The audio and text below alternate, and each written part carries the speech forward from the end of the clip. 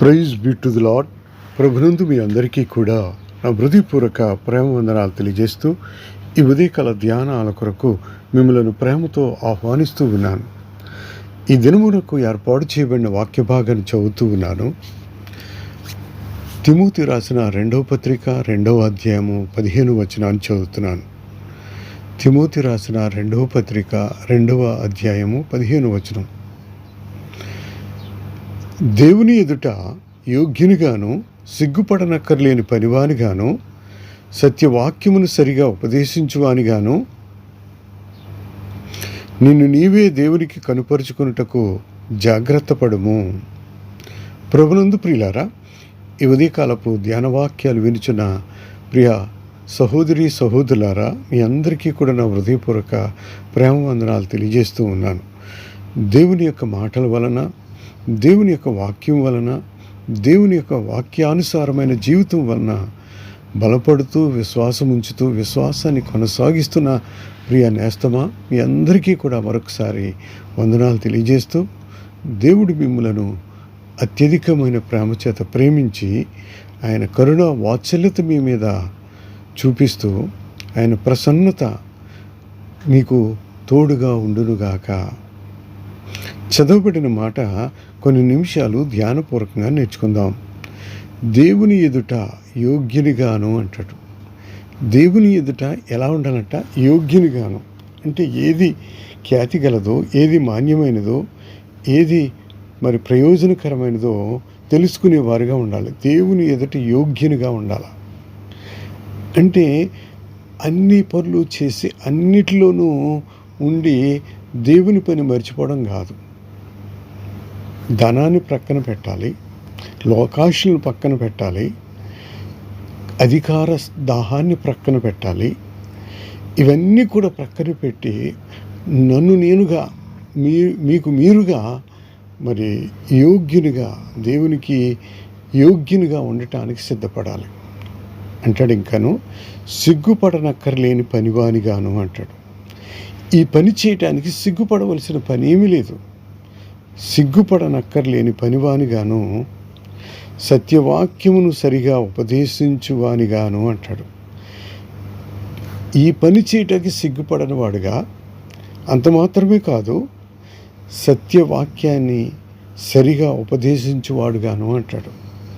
దేవుని వాక్యాన్ని ఏదో నేను చెప్పిందే వాక్యము, నేను ఏది చెప్తే అదే వాక్యం అని కాదు. వాక్యాన్ని సరిగా బోధించే అనుభవం కలిగి ఉండాలి.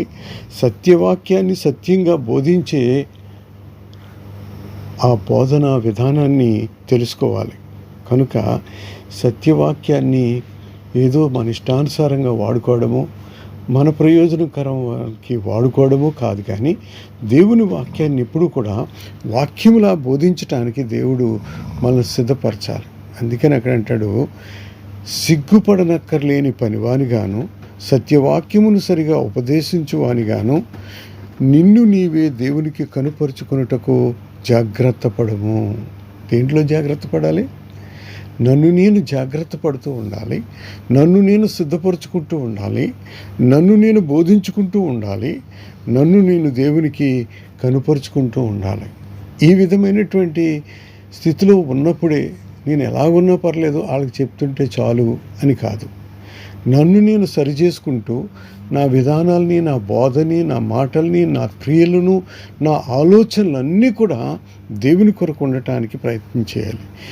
దేవుడు చెప్తా ఉన్నాడు, ఏదో బోధించేయటం కాదబ్బాయి, సత్యవాక్యాన్ని సరిగా బోధించాలి. నిన్ను నీవు సరి చేసుకోవాలి, నిన్ను నీవు జాగ్రత్తగా ఉండాలి, నిన్ను నీవుగా మరి జాగ్రత్త పడుతూ దేవునికి దగ్గరై ఉండాలి అని అక్కడ స్పష్టం చేస్తూ ఉన్నాడు. కనుక ప్రభునందు ప్రియులారా, దేవుని ప్రేమించటం అంటే దేవుని యొక్క శ్రమల్లో పాల్గొనడం, దేవుని యొక్క శ్రమల యొక్క కొలువులో పాల్గొనడం. కనుక ఆయనను వెంబడించుట ఎంత కష్టమో, ఎంత బాధాకరమైనో అయినప్పటికీ కూడా ఆ బాధలన్నిటిని కూడా భరించుకుంటూ, ఆ శ్రమలన్నిటి కూడా నడుస్తూ దేవుని వాక్యాన్ని సరిగా బోధించాలి.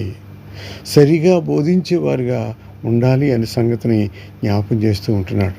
కనుక ప్రభునందు ప్రియులారా, మన జీవితాల్లో మనము దేవుడికి మెప్పు తెచ్చుకునేవారుగా, మన జీవితాల్లో మనం ఎప్పుడు కూడా విశ్వాసం ఉంచేవారిగా దేవుని ప్రేమలో ముందుకు సాగిపోవడానికి అంత గొప్ప ధన్యత మనకు దేవుడు దయచేస్తూ ఉన్నాడు. ఇంకా మనం చూసినట్లయితే ఇంకా వాక్యమును గురించి ఇంకా చెప్తాడు. ఎఫెసీ 1:13 అంటాడు కదా, మీరును సత్యవాక్యమును అనగా మీ రక్షణ సువార్తను విని క్రీస్తునందు విశ్వాసముంచి వాగ్దానము చేయబడిన ఆత్మచేత ముద్రింపబడితిరి అంటాడు. ఏంటంట? వాగ్దానము చేయబడిన ఆత్మచేత ముద్రింపబడిన వారుగా మీ రక్షణ సువార్తను విని క్రీస్తునందు విశ్వాసముంచి వాగ్దానము చేయబడిన ఆత్మచేత ముద్రింపబడితిరి.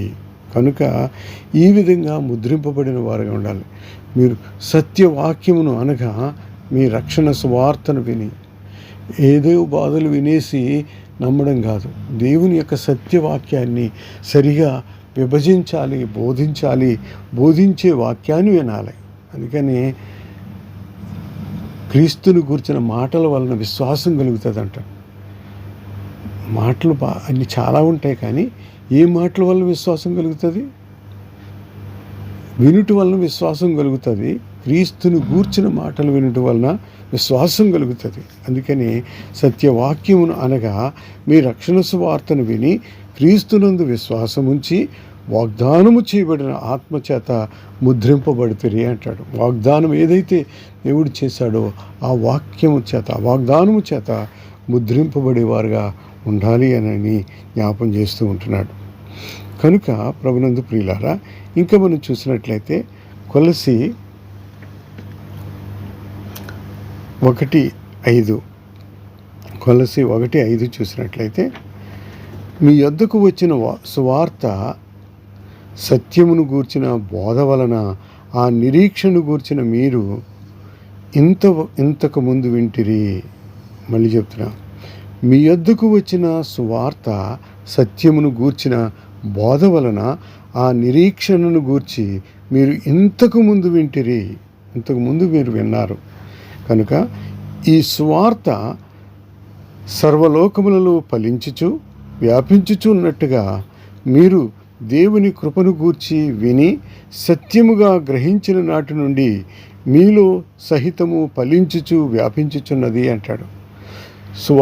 ఈ సువార్త సర్వలోకములో ఫలించుచు వ్యాపించుచున్నట్లుగా మీరు దేవుని కృపను గూర్చి విని సత్యముగా గ్రహించిన నాటి నుండి మీలో సహితము ఫలించుచు వ్యాపించుచున్నది. అంటే ఏదో బోధించేసాం సువార్తను కాదు. ఎప్పుడైతే సత్యవాక్యాన్ని బోధిస్తూ ఉన్నామో, ప్రకటించామో, ఈ సత్యవాక్యం సర్వలోకములో ఫలించుచు,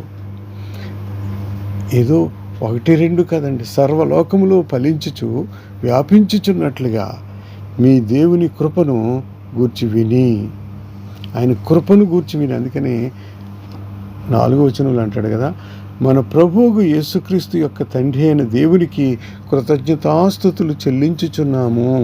ఎవరికంట? మన ప్రభువుకు యేసుక్రీస్తు యొక్క తండ్రి అయిన దేవునికి కృతజ్ఞతాస్తుతులు చెల్లించుచున్నాము. దేవునికి ఎప్పుడు కృతజ్ఞతాస్తుతులు చెల్లించాలి. చెల్లించిన తర్వాత ఎప్పుడైతే దేవునికి కృపను గూర్చి విన్నామో, సత్యముగా గ్రహించిన నాటి నుండి, ఎప్పుడైతే వాక్యాన్ని గ్రహించామో, మీలో సహితము ఫలించుచు వ్యాపించుచున్నది. క్రైస్తవులు కావడం గొప్ప కాదండి, దేవుని మందిరానికి వెళ్ళడం గొప్ప కాదండి, దేవుని యొక్క కార్యాల్లో పాల్గొనడం గొప్ప కాదండి. అక్కడ అంటాడు, దేవుని కృపను గూర్చి విని సత్యముగా గ్రహించిన నాటి నుండి. నీకు ఎంతకాలం వెళ్ళినా సత్యంగా గ్రహించినంతకాలము ఏమీ ప్రయోజనం లేదు. సత్యముగా గ్రహించిన నాటి నుండి మీలో సహితము ఫలించుచు వ్యాపించుచున్నది అంటాడు. మీలో సహితము ఫలించుచు వ్యాపించుచున్నది. కనుక ఆ సత్యవాక్యాన్ని సరిగా బోధించాలి, సత్యవాక్యాన్ని సరిగా పంచిపెట్టాలి. దేవుని వాక్యాన్ని పంచుతూ ఉన్నప్పుడు సువాసన కలిగిన వాక్యంగా, మధురమైన వాసన కలిగిన వాక్యముగా, అనేకులు రక్షణార్థమై వినిపించే వాక్యముగా దేవుని వాక్యం ఉన్నప్పుడు అనేక మందిలో ఫలిస్తుంది, అనేక మందిలో వ్యాపిస్తుంది, అనేకులను శిష్యులుగా తయారు చేస్తుంది, అనేకులను నడుం బిగించుకుని క్రీస్తు వరకు పోరాడే స్థితిని కలగజేస్తుంది. కనుక ఆ గొప్ప ధన్యత కావాలి అని అంటే ప్రభు యొక్క వాక్యాన్ని యథార్థంగా సత్యంగా బోధించేటట్లు మనల్ని మనం సరిచేసుకుంటూ దేవుని వైపు చూద్దాం. దేవుని ప్రియమైన సేవకులుగా, ప్రియమైన బిడ్డలుగా ఉందాం. అటువంటి కృపాదేవుల ఆశీర్వాదాలు సేవకులకును వినువారికి అందరికీ కలుగునుగాక. ప్రార్థన చేసుకుందాం. ప్రేమ కలిగిన తండ్రి, కృప కలిగిన రాజా, కరుణామయుడా, సర్వోన్నతురానికి స్తోత్రాలు. నాయనా ప్రభా, నీ వాక్యం ఇంతవరకు ప్రభా సత్యవాక్యముని గురించి బోధించమని చెప్తూ ఉన్నావు.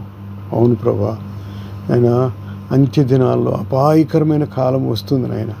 వాటిని మేము జయించాలంటే ఆ కాలంలో జరుగుతున్న క్రియలను మరి భయంకరమైనటువంటి విపత్తుని మనం ఎదుర్కోవాలంటే ప్రభా మేము సరి చేసుకోవాలి, మేము సరిగా ఉండాలి ప్రభా. బోధించే బోధన సరిగా బోధించాలని ప్రభా సూటిగా స్పష్టంగా మాట్లాడావు నాయన. అందును బట్టి నీకు వందనాలు. అది గ్రహించగలిగే సత్యాన్ని మాకు దయచేయండి, అది గ్రహించి పాటించగలిగే సత్యాన్ని మాకు దయచేయండి.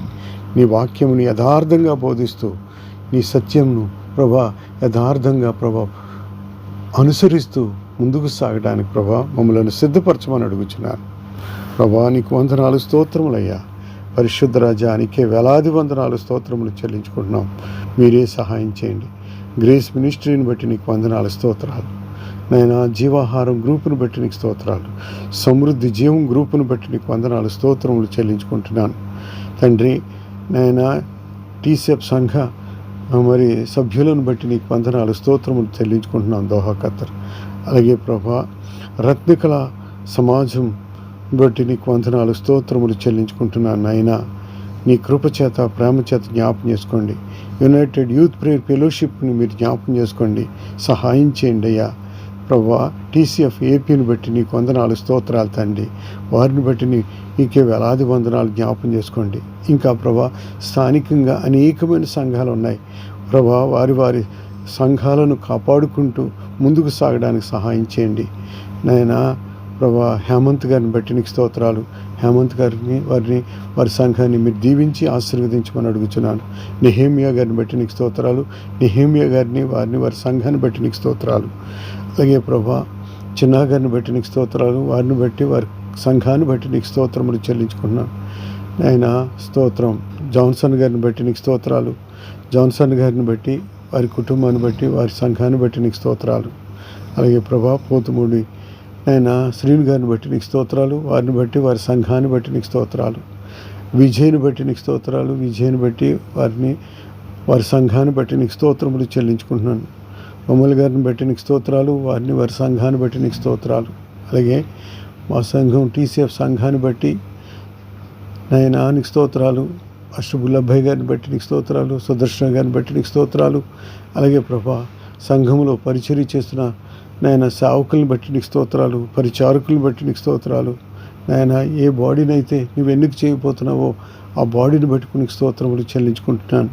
మంచి పని కలిగిన వారిని ప్రభా నాయన నీ సేవ పరిచర్య యథార్థంగా చేయగలిగిన వారిని ప్రభా నమ్మకమైన వారిని ప్రభా సిద్ధపరచమని అడుగుచున్నాను తండ్రి. నీకు స్తోత్రాలు నాయన. నీ కృపచేత మమ్మలను ఆదరించి నడిపించండి. నీ ప్రేమలో ప్రభా యోగ్యులుగా మమ్మలను తీర్చిదిద్దమని అడుగుచున్నాను. నీకే మహిమ ఘనత ప్రభావం చెల్లించుకుంటూ ఈ ఉదయకాలపు ప్రార్థన ఆలకించి మీరు మహిమ పొందమని అడుగుచున్నాను. అలాగే బ్రోన్ సంఘాలను బట్టి నాయన బట్టి నీకు స్తోత్రములు చెల్లించుకుంటున్నాం. అందులో ఉన్న విశ్వాసులను బట్టి నీకు స్తోత్రాలు తండ్రి. నాయన వారందరినీ కూడా పేరు చొప్పున దీవించి కాపాడి నీ కృప చూపించామని సేతుగారిని బట్టి వారి కుటుంబాన్ని బట్టి నీకు స్తోత్రాలు చెల్లించుకుంటూ ఈ ఉదయకాలపు ప్రార్థన ఆలకించమని మీరే మహిమ పొందమని నజరేయుడైన యేసు నామములో అడిగి వేడుకుని ప్రార్థన చేయుచున్నాం తండ్రి. Amen, amen, amen. God bless you all. ప్రభునందు పాస్టర్ కిషోర్.